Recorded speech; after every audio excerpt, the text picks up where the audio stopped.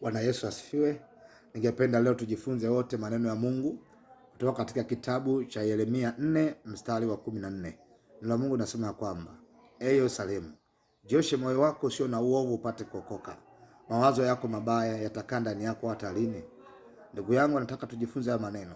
Tangu asubuhi mpaka jioni, umewaza mawazo gani? Mipangilio gani ambayo umeiweka? Je, mipango yako ni mizuri? Je, tangu asubuhi mpaka jioni umemkumbuka Mungu katika mipango yako, au unajipendelea wewe mipango yako lakini Mungu unamsahau? Nataka nikwambie, yawezekana naongea na wewe una kisasi moyoni mwako.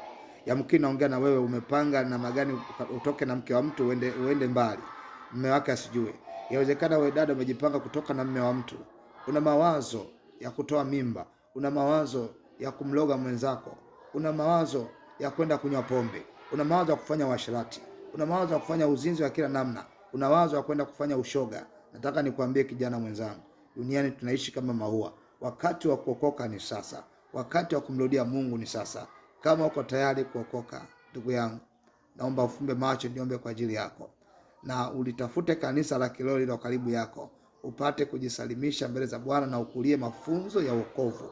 Baba, katika jina la Yesu, niko mbele zako. Mimi mwanadamu mwenye dhambi, nimewaza mabaya, nimekuwa na uovu. Naomba unitakase sasa. Naomba natubu dhambi zangu kwako, natubu uovu wangu.